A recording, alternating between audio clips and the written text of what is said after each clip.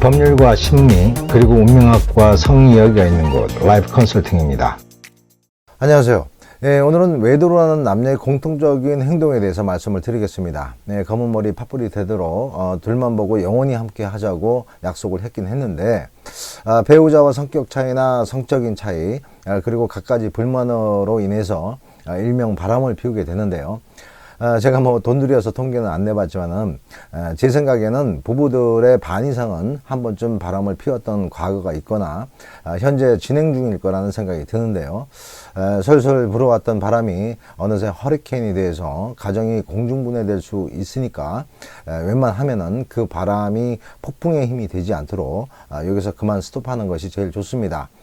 하지만 아직 이러지도 저러지도 못하는 상황에서 사소한 일로 배우자한테 걸리게 되면은 조용히 끝낼 수 있었던 일이 일파만파가 되는 거죠. 오늘은 보통 외도로 하게 되면 하는 행동에 대해서 말씀을 드리자면은 첫 번째는 핸드폰에 비밀번호가 생긴다는 거죠. 전에는 핸드폰에 비밀번호는 고사하고 자기 핸드폰을 어디에 둔지도 모를 정도로 신경을 쓰지 않고 있다가 바람이 시작되면은 핸드폰은 나의 분신이 됩니다. 그래서 핸드폰 관리가 심해지기 시작하고 배우자가 혹시라도 핸드폰을 만지작거리면은 기겁을 하게 됩니다.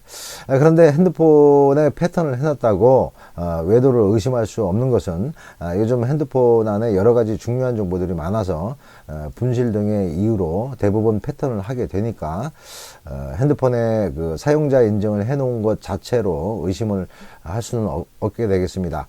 하지만 외도를 하게 되면 당연히 핸드폰 관리에 신경을 쓸 수밖에 없습니다. 제가 로펌에 있을 때 이혼 소송을 많이 하게 됐는데요. 거의 대부분이 그놈의 핸드폰 때문에 발목이 잡힙니다. 다음으로는 어딜 그렇게 왔다리 갔다리가 잦아집니다. 생전 쓰레기 한번 채워주는 일이 없던 남자가 추리닝에 핸드폰 딱 꽂고 재활용 분리해 준다고 선심을 쓰게 됩니다. 엄동설한 눈이 오나 비가 오나 일정하게 쓰레기 봉지 하나 들고 총총 걸어 나가게 되는 거죠. 그리고 갑자기 뭐가 먹고 싶다고 그 추운 날에 편의점에 다녀온다고 말을 하게 됩니다. 그럼 배우자는 아무것도 모르고 내 것도 하나 사오라고 하겠죠. 또 잦은 방법은 그 담배 하나 빨아야겠다고 핸드폰을 들고 나갑니다. 그리고 왜 그렇게 늦게 들어오냐고 하면은 담배 하나 피면서 생각 좀 했다고 하면 되고요. 또 이런 경우도 있겠죠. 평소에는 그 별로 좋아하지도 않는 뼈짝 마른 치아와 한 마리 데리고 나가면서 개 산책 해준다고 또 나가는 경우도 있겠습니다. 그리고 또 이런 것이 변하겠죠. 속옷이나 겉옷에 신경을 많이 쓰게 됩니다. 전에는 바람 술술 들어오는 박스로 된 사각 팬티 입다가 어느 날부터는 타이트한 패션 반스 입게 되는 거죠. 그리고 전에는 아내가 사준 동네 시장 패션을 아무 말 없이 받아 입다만 어느 날부터는 최소한 준 메이커 이상은 사오라고 하던가 아니면은 자기가 사들고 오겠죠. 그리고 전에는 바쁘면은 그냥 그 까만 양말 뒤꿈치에 보풀이 좀 일어나도 아무 말 없이 신고 나가더만 어느 날부턴가는 그 구찌나 샤넬 동네문 야시장 가서 작아 사서 신고 다닙니다. 아무튼 그 남자나 여자나 바깥옷은 물론이고 속옷까지도 신경을 쓰게 되는 겁니다. 또 이런 경우도 있겠습니다. 정기적으로 나가야 할 일을 만들겠죠. 주말에는 산이나 낚시가 되겠고 또 주중에는 헬스장이나 취미활동을 시작한다는 구실이 많을 겁니다. 그런데 이건 참 애매하죠. 보통 사람들도 정말 그 목적 외에는 부정적인 이유가 없으니까요. 요거는 의심을 하기에는 참 까다롭습니다. 하지만 바람이 나면은 어쨌든 그 집 밖으로 나와야 하니까 이 역시 배제할 수 없는 상황이 되겠습니다. 그리고 배우자에게 두 가지 유형으로 달라집니다. 외도로 하게 되면은 배우자에게 극단적으로 아주 잘해주거나 아주 못하게 됩니다. 그건 개인의 성향적인 문제인데요.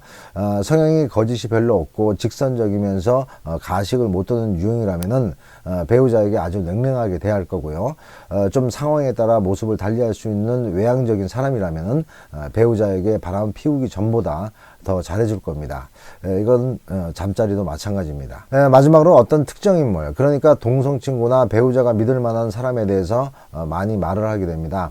쉽게 연막을 쳐놓는 거고 법률 용어로는 알리바이를 만들어 놓는 거죠. 조금 늦게 들어와도 그 특정인을 이용하게 됩니다. 그 친구를 말하고 또 다음에는 그 친구의 친구를 말하고 또 다음에는 그 친구들과 함께하는 모임을 말하는 식이죠. 그렇게 네트워크화를 시키는 겁니다. 일단 배우자가 믿을 수 있는 인물이 그 중심이 되는 거죠. 이 외에도 여러 가지 의심받을 상황을 흘리고 다니지만 오늘은 요 정도로 말씀을 드리겠습니다.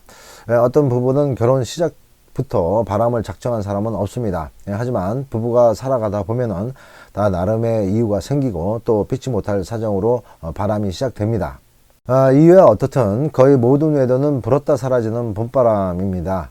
오래 갈 수가 없어서 바람이라고 하듯이 배우자 눈치만 보면서 조마조마한 마음을 계속 가질 필요도 없고 죄의식이나 양심의 가책도 없이 그냥 편하게 살아가려면은 순간 사라질 바람을 선택하는 것보다는 배우자에게 다시 정을 붙이고 사는 것이 현명할 것입니다.